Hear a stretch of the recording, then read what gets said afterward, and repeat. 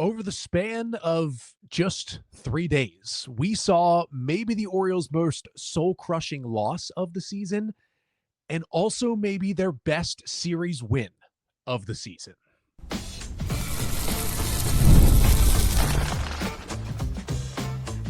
You are Locked On Orioles, your daily Baltimore Orioles podcast. Part of the Locked On Podcast Network, your team every day.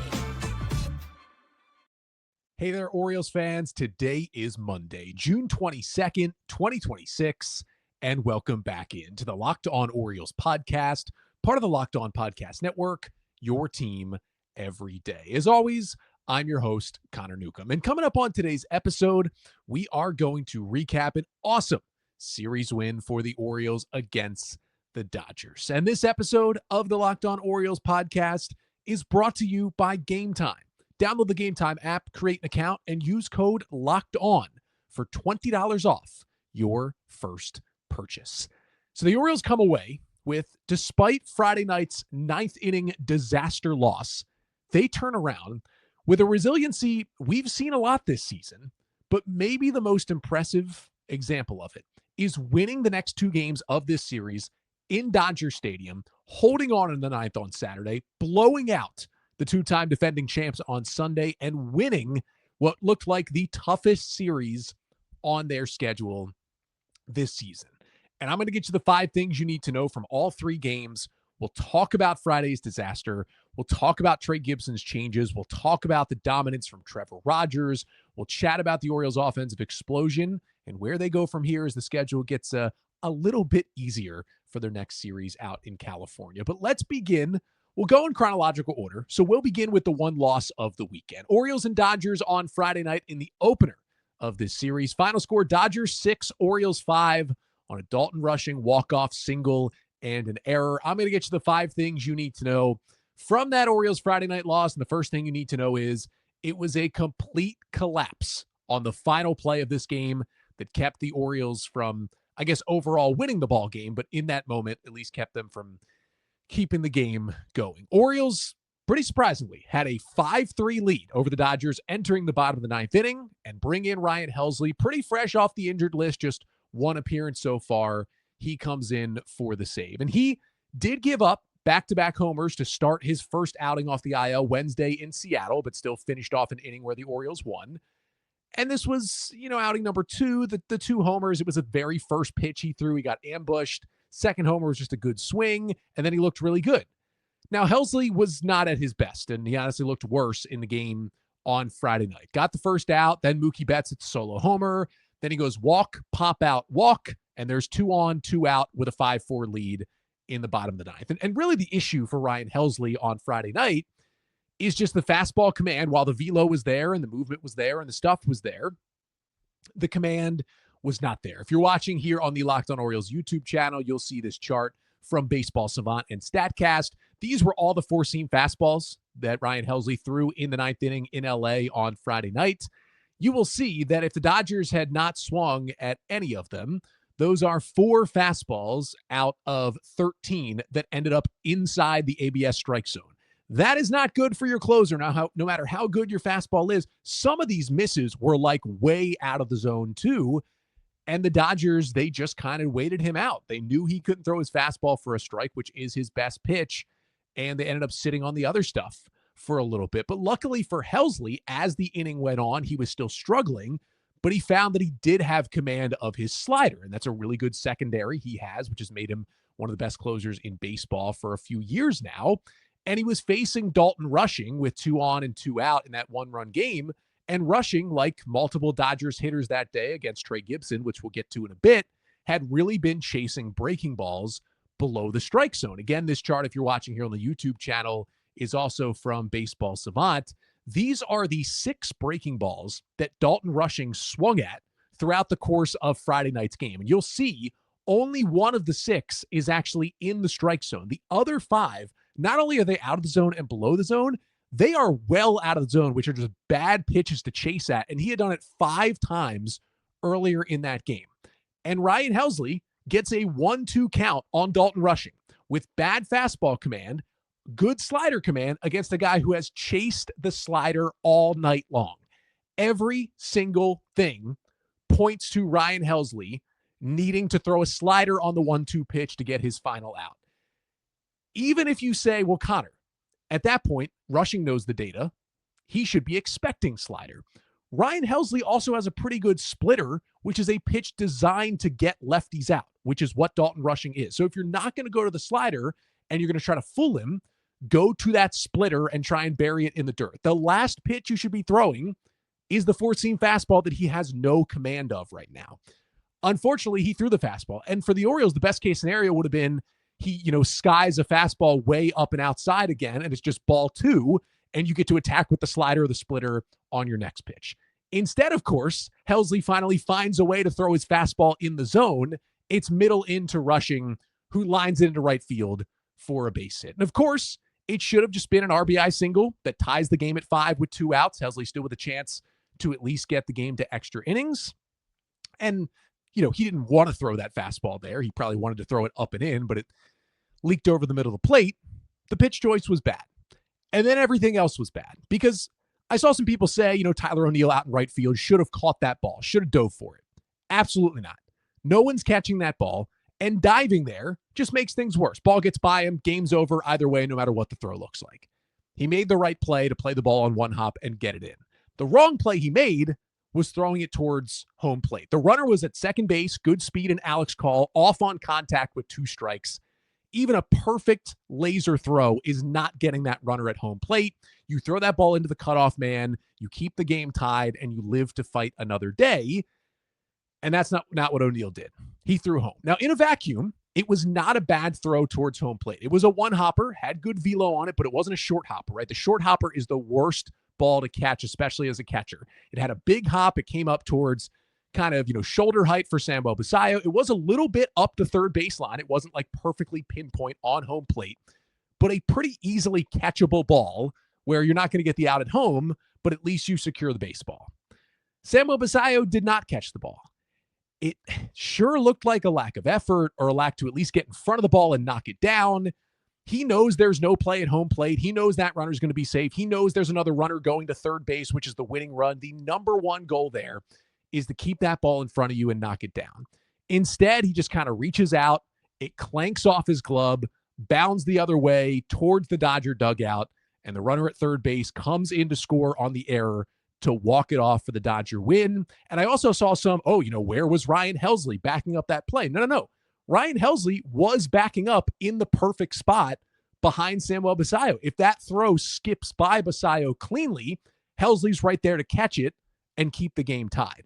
But because it hit off Basayo's glove and deflected in the other direction, that's not where Helsley was standing, which is why he wasn't where the ball trickled away to and why the run scored. The pitch call was bad as a fastball. Pitch location, obviously bad, in the middle of the plate on 1 and 2. The decision to throw home was bad, and the play by Samuel Basayo trying to catch it at home plate, also bad, as the Orioles just continue beating themselves. And I really think that play in the 9th inning on Friday was like the number one example this season of the Orioles just not being able to get out of their own way and just continuously shooting themselves in the foot. Second thing you need to know from Friday's loss is that Adley Rutschman was out of the lineup, left the game Thursday in Seattle in the 9th inning after taking a throw off his helmet, but actually the open side of his helmet off his ear as he was running to first base. He got evaluated for a concussion, came out of the game, and unfortunately, after not playing on Friday, he was placed on the 7-day concussion injured list on Saturday. Outfielder Michael Ciani was called up to take Adley's spot on the roster because they already have 2 catchers in Basayo and Sam Huff on the team right now. It's obviously frustrating because Adley's probably been the Orioles' best hitter this year. He's so important to this team, and now he's going on the IL for the second time on just a freak accident play. But the other part is, does Adley catch Friday night if he's healthy? Probably. And does Adley at least catch that ball at home plate and keep it tied in the 9th inning? Probably as well, which makes it more frustrating. Third thing you need to know from Friday is that Trey Gibson made a huge adjustment during this start against the Dodgers because the first inning was once again bad for Gibson, who gave up 4 runs against the Padres in the first inning in his last start, gives up 2 more first inning runs on Friday. Just had horrible command in that first inning, had no idea where the baseball was going, and the Dodgers got him for 2 runs. Now, he threw a ton of four-seam fastballs his first time through the order. He was 48% four-seamers to those first 9 batters, and he just couldn't command that pitch. It's kind of a fastball he's gone away from since he got to AAA because hasn't been able to get the same riding movement on it. But he was throwing a lot for some reason, and I think it's because the Orioles had a game plan to attack the Dodgers with fastballs. We'll talk about it later. Rogers threw a ton of fastballs on Saturday, and Brandon Young threw a ton of four-seam fastballs specifically on Sunday. So I think Gibson was doing that because that was the Orioles scouting report against the Dodgers, and it worked Saturday and Sunday because Rogers and Young had good fastball command. Gibson did not have good fastball command, and that's why it didn't work. So he gives up 3 runs in the first 2 innings, and then he goes away from it and just says, you know what? Let me throw my best pitch. He goes to the slider, a.k.a. the death ball that he throws. It was a 26% usage in his first big league start at Yankee Stadium. He's only used it about half that time, about 13% of the time since then. Well, what did he do? He throws the slider a career high 35% of the time in Friday's start, and specifically in the second and third times through the order when he backed off the fastball, he threw that slider 45% of the time. And guess what? It's his best pitch. If you throw it with solid command, it's going to work. He got 10 whiffs on 20 swings by Dodgers hitters against that slider. Only a 23% in-zone rate, but a 56% chase rate. When the Dodgers saw that slider outside of the strike zone on Friday night, they swung at it more than half the time. That is total dominance. 5 of his 8 strikeouts came on that pitch, including 3 straight Ks when he loaded the bases with no outs in the third and then struck out 3 straight batters, was fired up coming off the mound. The final line is nothing amazing. It's 5 innings of 3-run balls, 7 hits, the 8 strikeouts good, the 4 walks not so good, no homers, and 97 pitches for the rookie right-hander. But we saw the change he made in his last start, where halfway through the game, he started pitching exclusively out of the stretch, even with nobody on base. This change we saw was just going to that slider, that death ball, which really neutralizes righties and lefties, especially all those lefties in the Dodger order, went to it over and over and over again. And there are still going to be, ways for Gibson to grow. And we saw both Cade Povich and Dean Kramer make their first rehab starts on Sunday, Povich in AA, Kramer in AAA. So both those guys getting closer and closer to being back in the O's rotation. And Gibson's going to be the first guy to go back down to AAA when a guy like Kramer comes back. But as Gibson shows he's willing to make these adjustments in game to get better, it makes me more and more confident he's going to be an important part of this team and their pitching staff moving forward, even if there is, another AAA stint coming up at some point soon, although he has been announced to at least start one more game in this Angels series. Fourth thing you need to know from Friday night's loss, that the Orioles offense once again showed they are never done fighting. They did nothing in the first 5 innings against Dodger starter Roki Sasaki, who threw 5 scoreless, had them flummoxed. There was no chance. But then it was go time. 6th inning with 2 outs, Gunnar Henderson hits a 2-run homer, and then Pete Alonso with a solo shot. The 2 of them go back-to-back with 2 outs to tie the game at 3 in the 6th inning. Just the 3rd time the Orioles have hit back-to-back homers this year, and the first time Gunnar and Pete have done it, though they usually don't hit next to each other in the lineup. They usually have Adley between them, so it kind of makes sense that it's the first time they've done it. And then in the 7th, they get Sasaki out of the game, and they rally against a Dodgers bullpen, which has been one of the worst bullpens in baseball this month. They load the bases with 1 out, which included a hit to right field, a single by Kobe Mayo. If you look at his spray chart, that single he had Friday night was the furthest hit he has towards right field, basically in terms of towards the right side of the field of any hit this season. He pulls everything. And with Jeremiah Jackson up, I thought for sure Blaze Alexander, who did not start the game and has been the Orioles' hottest hitter, that was a perfect spot to pinch hit him. Bases loaded, 1 out. Instead, I'm assuming Alexander needed a day off because he wasn't used at all in Friday's game. Jeremiah Jackson stays in there and comes through, pokes a little 2-run Oppo single to put the Orioles up 5-3 in just his 2nd start in the month of June. And the O's offense, one thing you got to give them credit for this year, they have rallied and rallied and rallied when they've been down, and did it again on Friday night. Unfortunately, they let up a rally of their own to lose this game. And the 5th and final thing you need to know from the Orioles' 6-5 loss to the Dodgers to open up this series is that Tyler Wells looks like a different pitcher right now. He pitched in the game on Friday night, coming in after Gibson, and then Andrew Kittredge had thrown a scoreless 6th. Wells enters in the 7th with the Orioles now leading 5-3 and hadn't pitched in 8 days when he threw 3 scoreless innings against Seattle his last time out there. He goes out there and gives the O's an inning and two-thirds scoreless with 3 strikeouts, got 6 whiffs, was getting swings and misses on like high cutters. His changeup looked great again. I don't know. Tyler Wells is doing something different over these last couple of outings. He's been able to stretch out a little bit, and it's been a roller coaster season for him, but he's on definitely an upswing right now. And, you know, as I said, Kittredge had the scoreless inning. Cano had a scoreless outing as well. The bullpen looked good until, of course, they got to Helsley in that 9th inning.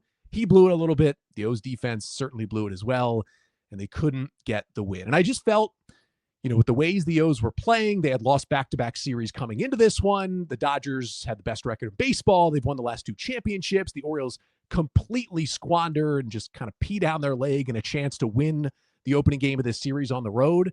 You just feel like that loss on Friday could have completely crushed this team. You know, you fall to 7 games under 500. Things are slipping away here in late June.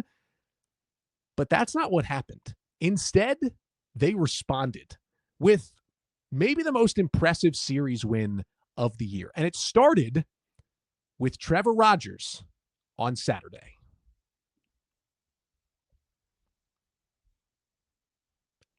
But before we get to that, this episode of the Locked On Orioles podcast is brought to you by Game Time. Nothing like watching an Orioles game, right? Even better when you get to watch it live. The excitement, the fans, the commiseration with others out there as well. The only problem is getting tickets feels like a grind. You got long queues, surprise fees, and prices jumping at checkout. Well, that's where there's Game Time. The Game Time app gives fans the advantage with constant innovation. It's how you unlock amazing tickets and experiences in just a few taps. And it's simple to use. And the Game Time guarantee means you get 100% authentic tickets delivered on time and at the best price. And here's the best part. Fees are included in the price you see. What you see is what you pay, period. Now, I like looking at Game Time. I was actually looking at it today. I'm planning to go to the Friday night game, O's Nats for Pride Night at Oriole Park. And some good deals, some zone deals, seat views on Game Time. But of course, the best part is just seeing what that price is going to be from the jump. So take the guesswork out of buying MLB tickets with Game Time. Download the Game Time app, create an account, and use code LOCKEDON for $20 off your first purchase. Terms apply.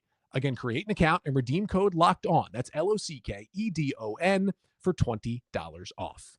Download the Game Time app today.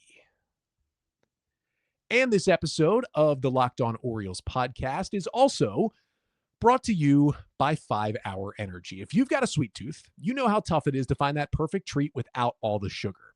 That's why cotton candy 5 Hour Energy shots bring that nostalgic flavor back in a whole new way.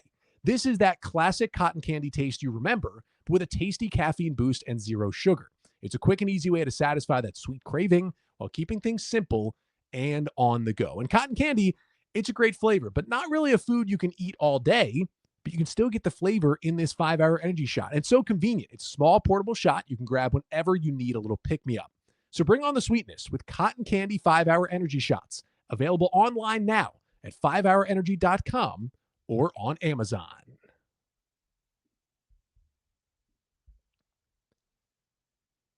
So it was certainly a soul-crushing loss and collapse in the bottom of the 9th inning in LA on Friday night. And it could have potentially crushed and collapsed this entire Orioles season. Instead, the O's weren't going to let that happen because they responded with a gritty 3-2 win on Saturday night to even up this Dodgers series. And I'm going to get you the 5 things you need to know from that win on Saturday. And the first thing you need to know is Trevor Rogers looked a lot like 2025 Trevor Rogers. He goes 7 scoreless innings for the first time since he did it on opening day. Just the 3rd time an Orioles starting pitcher has done that this year. 7 scoreless of 1 hit ball for Rogers, 6 strikeouts, 2 walks, 96 pitches for the Oriole left-hander, who's still sporting a 5.30 ERA on the season because that middle stretch was so rough. But this looks like the guy we saw last year. And there was one plan out there for Rogers, which it was for Gibson early in Friday's game.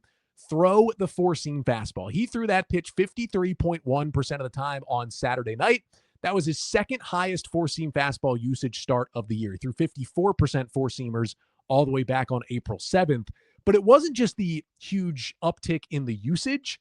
It was also the velo uptick. He was sitting 93.3 on that fastball this season. He averaged 94.5 miles an hour on the pitch Saturday night. That is the highest average four-seam fastball velocity for Trevor Rogers in any start in his career since September 12th of 2022 with the Marlins. That was before the initial back injury that kind of led his velo to plummet in those last couple of years in Miami and that first year in Baltimore. You add in the fact that 63% of those fastballs were in the zone. He got 7 swings and miss on it. He was working. It was the scouting report for the Orioles against the Dodgers offense, so he just kept throwing it. The first time through the order, 61% four-seamers. Second time through the order, 57% four-seamers. And then the third time through, he made a little adjustment because the Dodgers have arguably the best offense in Major League Baseball.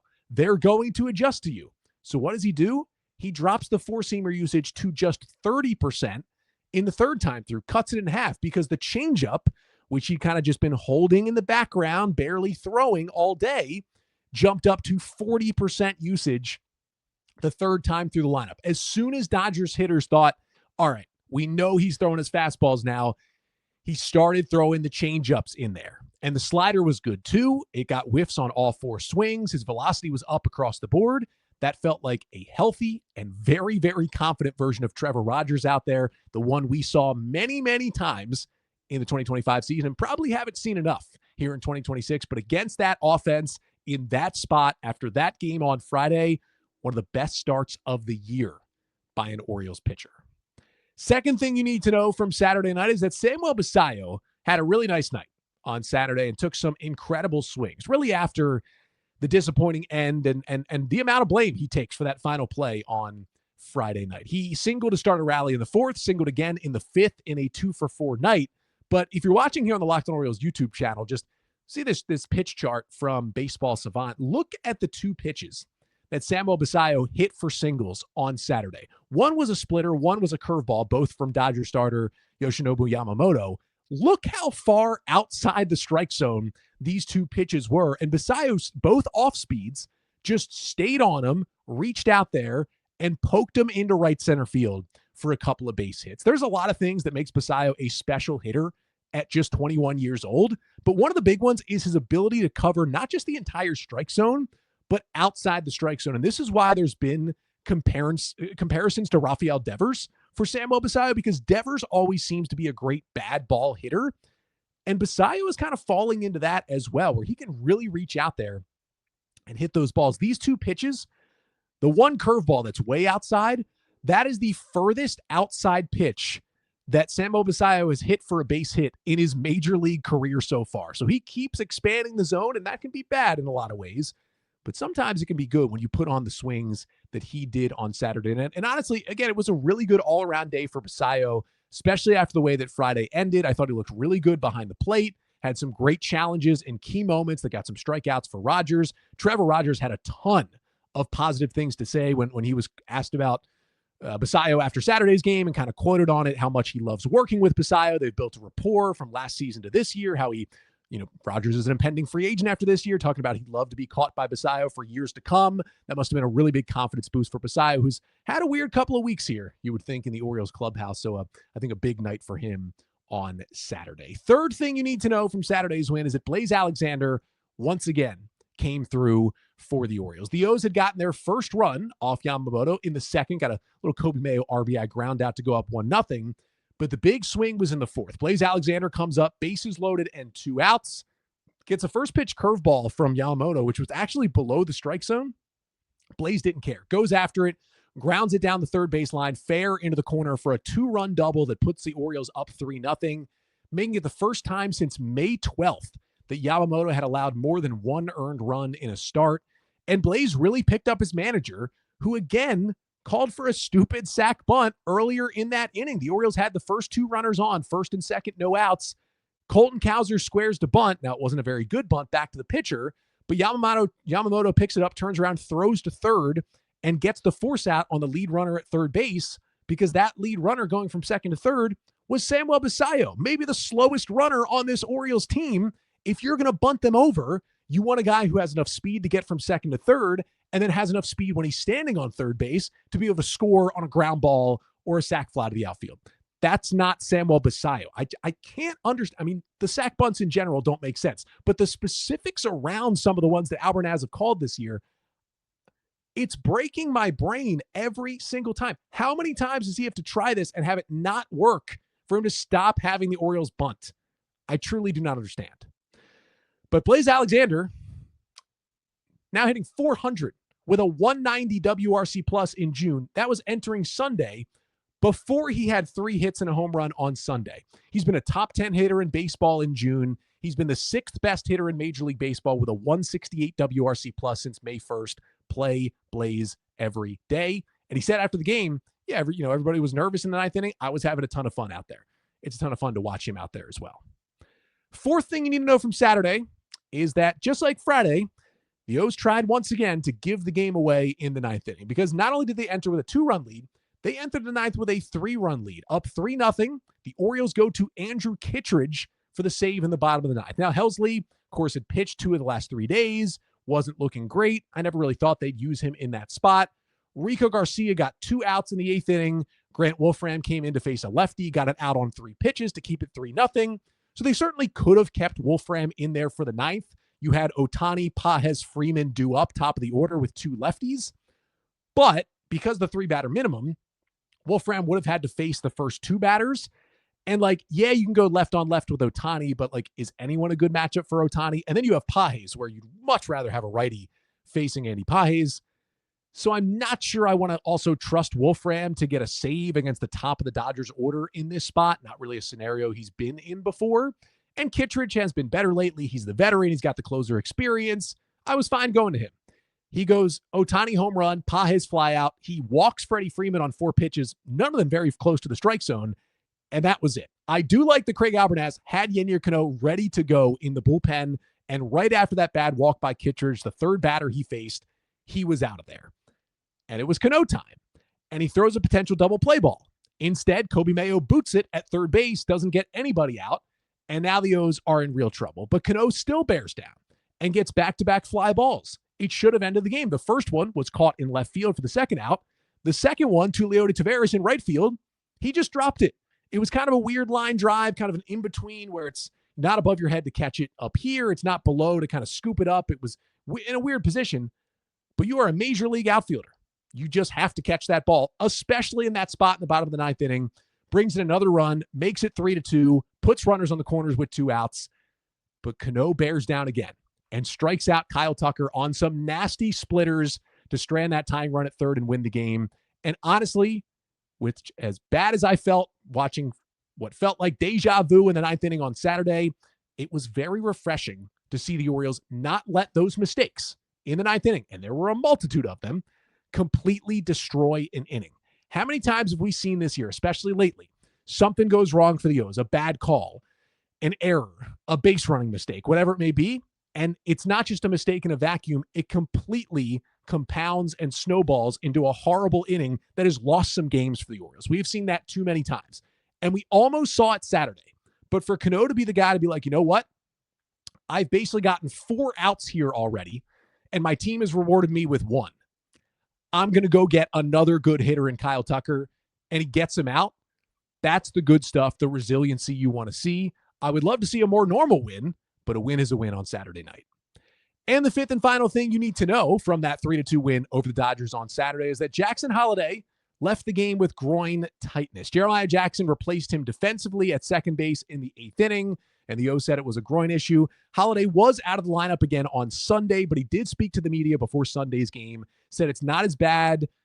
At this point, he felt he was available off the bench if needed late in Sunday's game, and hopefully we see him back in the Oriole lineup tonight here on Monday. But a big win to even get 1 game in this series. And honestly, coming into this series at the Dodgers, I was like, just get out of here winning 1 game. Don't get swept. Keep yourselves above water and then go play the Angels. But the Orioles said, no. We're going to do more than that. We're almost going to sweep. But even if we don't, we're going to go into a rubber match on Sunday and completely blow out the best team in baseball. And that's exactly what they did.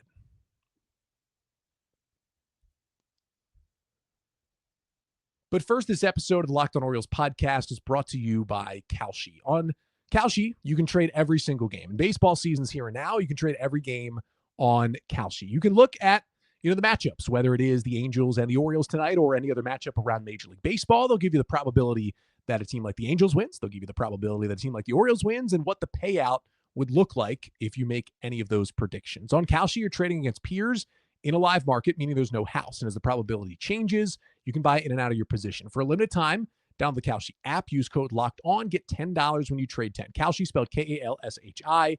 Kalshi, trade on anything. 18 plus only. Restrictions and eligibility requirements apply. Event contract trading involves risk and may not be suitable for all investors. Prices, values, and available markets may differ from those mentioned. For more information, see kalshi.com/regulatory.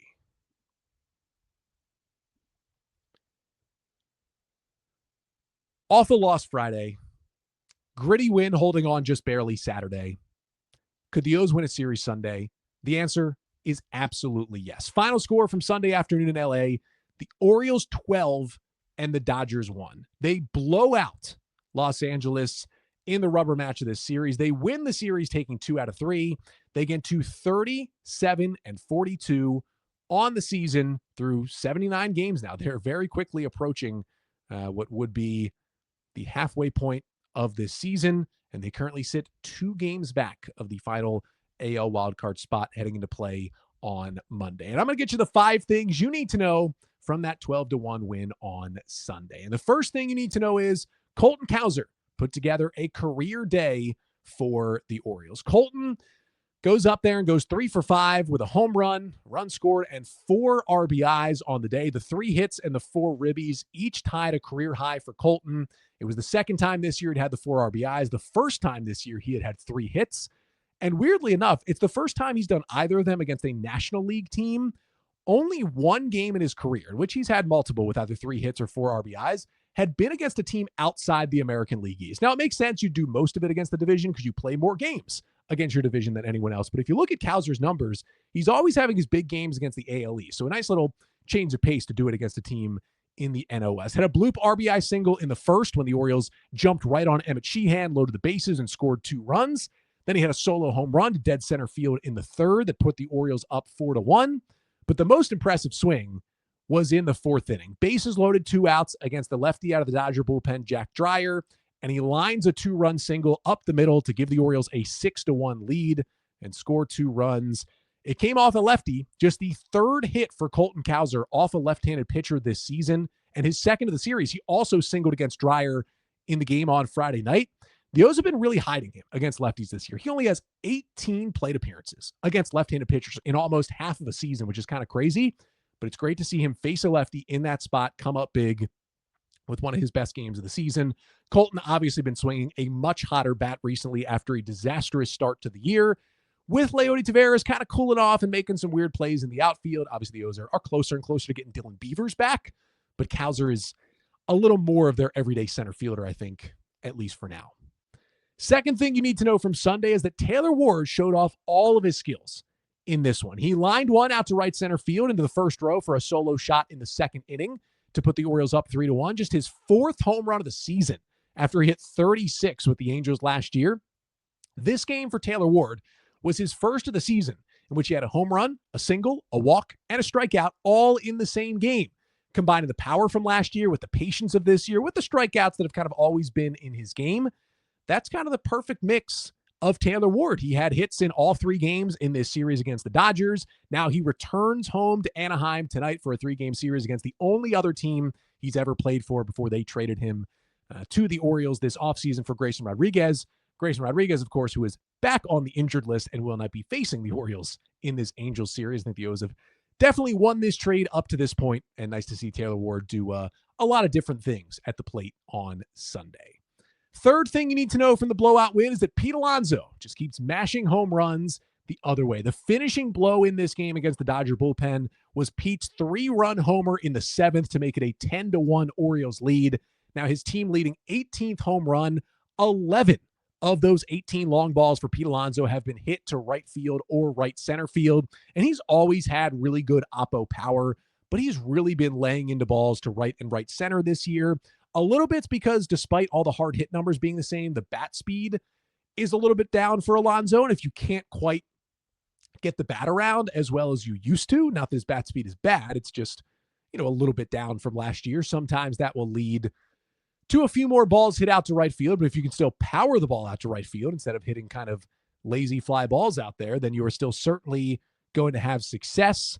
I mean, if you look at the way he's making contact, he's definitely making contact a little bit deeper instead of in front of the plate than he was last year. It's way deeper than he was in like 2023 and 2024. So that also will kind of explain, why he's hitting the ball to the opposite field more. But if he's still going to have that power, it's not as sustainable as pull power, but it's still pretty sustainable to have a good year. He was also at 18 home runs through 79 games last year and then picked up the pace a little bit more last season to hit 38, pretty much stayed on pace all year, but also had a single and 2 walks in this game. Fourth time Pete has reached base 4 times in a game this season.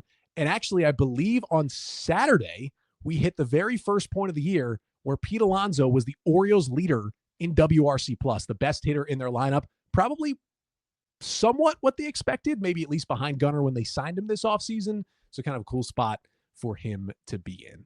Fourth thing you need to know from Sunday's series clinching win is that the Orioles, really the entire lineup, contributed in this one. Their 5th game of the year scoring double-digit runs. 12 runs is their second most this season. 13 is the season high. Also had 15 hits for the 3rd time this year. Also had a 16 and 20 hit game. And it was their 2nd game of the year with 4+ homers. They had a 6-homer game against the Red Sox earlier this year. All 9 Orioles starters reached base at least once. Kobe Mayo had a walk. He was the only one who didn't have a hit. But you got 2 hits and a walk from Gunnar Henderson, 3 more hits and a home run from Blaze Alexander, who is quietly himself maybe becoming like the best hitter in this Orioles lineup with a 312 average and an 809 OPS. Like, he's right behind Pete's 812 OPS right now, which is just crazy to look at. It was another start for Jeremiah Jackson with Jackson Holliday out, who had an RBI double in this game and made a ton of nice plays at second base. Leody Taveras had his 5th triple, which now leads the American League and is 3rd in Major League Baseball. Basayo had himself an RBI single. O's didn't strike out a ton. They walked a lot. It was so out of hand, we got to see Michael Ciani make his Orioles debut. And I mean, the O's did all this hitting, but they didn't do it against the position player, Miguel Rojas, who pitched the top of the 9th through a 1-2-3 inning. As Jim and Kevin talked about, maybe he should have started for the O's. This is their largest ever win over the Dodgers. The first largest, which Kevin kept talking about, which was crazy, was Game 2 of the '66 World Series when Jim Palmer pitched a shutout. And it's the 2nd largest road interleague victory in Orioles history, the largest one being 22-1 in Atlanta over the Braves, June 13th of 1999. Big offensive day for the O's after a really tough offensive week when they were just doing absolutely nothing, especially with runners in scoring position. And they had an average of like under 100 or something in those spots for like a long stretch over the last week or so. And they didn't really get the biggest of hits in the first 2 games this series. They got a few of them, but to go out there and go 6 for 14 in those spots Sunday is certainly going to help you. And the 5th and final thing you need to know from the Orioles' 12-1 win over the Dodgers on Sunday to clinch a series victory is that Brandon Young got the start. He wasn't efficient, but he was certainly good enough. It took him 52 pitches to get through 2 innings and 70 pitches to get through 3 innings in this game. That is not efficient at all. That is way too many pitches. But he allowed a run in the first, then got out of a jam, and then just stacked 4 straight zeros, right? It wasn't perfect, but in a game where your team gets you 12 runs, if you can give them 5 innings, a 1-run ball, 5 hits, 5 Ks, 2 walks, no homers on 95 pitches, that'll do the trick. You can get 2 scoreless innings from Grant Wolfram, 2 scoreless innings from Keegan Aiken, who still took 37 pitches to do it and didn't look good, but you know what? We'll take the long relief from Keegan Aiken, and you win a ball game, right? I mean, fastball velo was good for Young, sat at 95, up from 94 on the season, sitting 96 in his final inning. Also used the 4-seam fastball heavily, 51% 4-seam fastball usage, didn't throw a single other pitch more than 16% of the time, and it went right along with the plan for Gibson and for Rogers this weekend, throw a ton of 4-seam fastballs to the Los Angeles Dodgers. That was very, very clearly the plan for this Orioles team, and I gotta say, like, they executed it. Now, the Dodgers certainly got their hits, but like, they executed like they wanted to. There was something in that scouting report for the Orioles that said, hey, the Dodgers do not hit fastballs, specifically 4-seam fastballs, specifically if we throw them up in the zone, which is where the Orioles were going. And they put together a plan, and Young finished that out. He got back to his first pitch strike. 16 of 22 Dodgers batters saw first pitch strikes. Now, he didn't get quick outs after that, which is why his pitch count got so elevated. But if this is going to be like, I wouldn't say this is the downside, but if this is going to be like the okay starts from Brandon Young, 5 innings of 1-run ball, when he's going to be like your number 4 or 5 starter in general, even though obviously with the way he's pitched this year, he's been one of their best pitchers, I will take that. And you know what? They looked at what the Dodgers did this year and they said, hey, the Dodgers are 6th worst team in batting average against 4-seam fastballs.